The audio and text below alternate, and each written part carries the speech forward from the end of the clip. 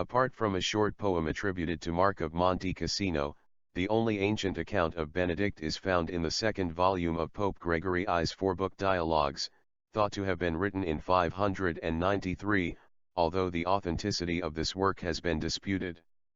Gregory's account of this saint's life is not, however, a biography in the modern sense of the word. It provides instead a spiritual portrait of the gentle, disciplined abbot. In a letter to Bishop Maximilian of Syracuse, Gregory states his intention for his dialogues, saying they are a kind of floredum, an anthology, literally, flowers, of the most striking miracles of Italian holy men. Gregory did not set out to write a chronological, historically anchored story of Saint Benedict, but he did base his anecdotes on direct testimony. To establish his authority, Gregory explains that his information came from what he considered the best sources, a handful of Benedict's disciples who lived with the saint and witnessed his various miracles.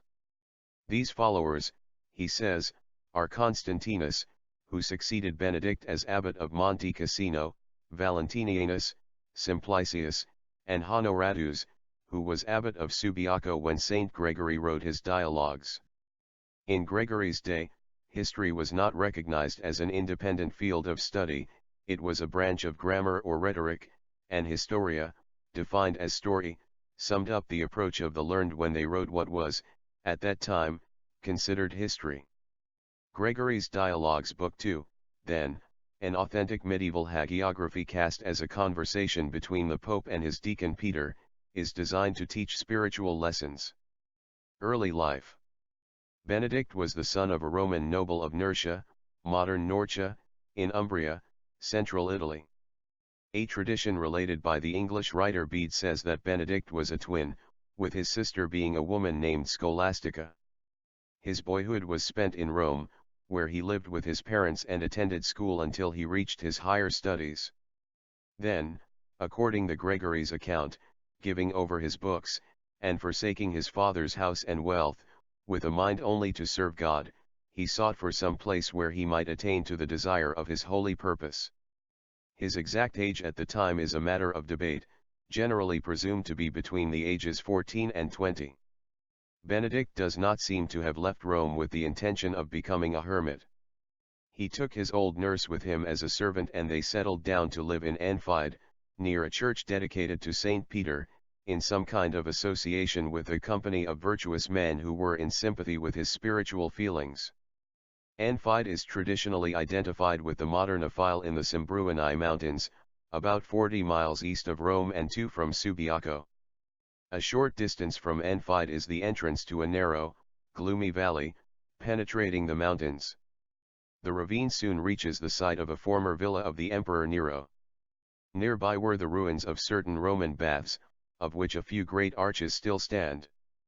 A nearby cave about 10 feet deep with a large triangular-shaped opening is believed to have served as Benedict's cell. Pope Gregory reports several episodes from Benedict's life as an anchorite, solitary, monk. Early in Benedict's isolation, certain local shepherds saw him, at first confusing him for a wild animal due to his wearing clothing made of skins. Several of them were converted through their conversations with him. Attacked by a small black bird, Benedict defeated it by the sign of the cross.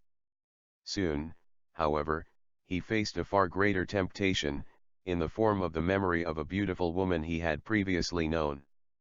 So great was the lust kindled by this recollection that he almost abandoned his vocation. To deal with the temptation, he tortured his body by wallowing naked in brambles, badly tearing his skin but healing his soul. He later told his disciples that after this, he was never again sexually tempted. He was the son of a Roman noble of Nurcia, the modern Norcia, in Umbria. A tradition which Bede accepts makes him a twin with his sister Scholastica. If 480 is accepted as the year of his birth, the year of his abandonment of his studies and leaving home would be about 500. Saint Gregory's narrative makes it impossible to suppose him younger than 20 at the time. He was old enough to be in the midst of his literary studies, to understand the real meaning and worth of the dissolute and licentious lives of his companions, and to have been deeply affected by the love of a woman. He was at the beginning of life, and he had at his disposal the means to a career as a Roman noble. Clearly he was not a child. Benedict was sent to Rome to study, but was disappointed by the life he found there. He does not seem to have left Rome for the purpose of becoming a hermit, but only to find some place away from the life of the great city. He took his old nurse with him as a servant, and they settled down to live in Anfide, which the tradition of Subiaco identifies with the modern Afile, is in the Simbruini Mountains, about 40 miles from Rome and 2 from Subiaco. A short distance from Anfide is the entrance to a narrow, gloomy valley, penetrating the Mountains and leading directly to Subiaco. The path continues to ascend, and the side of the ravine, on which it runs, becomes steeper, until a cave is reached above which the mountain now rises almost perpendicularly, while on the right, it strikes in a rapid descent down to where, in St. Benedict's day, 500 feet, 150 m, below, lay the blue waters of the lake. The cave has a large triangular-shaped opening and is about 10 feet deep. On his way from Anfide, Benedict met a monk, Romanus of Subiaco, whose monastery was on the mountain above the cliff overhanging the cave. Romanus had discussed with Benedict the purpose which had brought him to Subiaco, and had given him the monk's habit. By his advice Benedict became a hermit, and for 3 years, unknown to men, lived in this cave above the lake. Later life. Gregory tells us little of these years. He now speaks of Benedict no longer as a youth, pure, but as a man, vir, of God. Romanus, Gregory tells us, served the saint in every way he could. The monk apparently visited him frequently, and on fixed days brought him food. During these 3 years of solitude, broken only by occasional communications with the outer world and by the visits of Romanus, Benedict matured both in mind and character, in knowledge of himself and of his fellow man, and at the same time he became not merely known to, but secured the respect of, those about him, so much so that on the death of the abbot of a monastery in the neighborhood, identified by some with Vicovero, the community came to him and begged him to become its abbot. Benedict was acquainted with the life and discipline of the monastery, and knew that their manners were diverse from his, and therefore that they would never agree together, yet, at length, overcome with their entreaty, he gave his consent. The experiment failed, the monks tried to poison him. The legend goes that they first tried to poison his drink. He prayed a blessing over the cup and the cup shattered. Thus he left the group and went back to his cave at Subiaco. There lived in the neighborhood a priest called Florentius who, moved by envy, tried to ruin him. He tried to poison him with poisoned bread. When he prayed a blessing over the bread, a raven swept in and took the loaf away. From this time his miracles seem to have become frequent, and many people, attracted by his sanctity and character, came to Subiaco to be under his guidance. Having failed by sending him poisonous bread, Florentius tried to seduce his monks with some prostitutes. To avoid further temptations, in about 530 Benedict left Subiaco.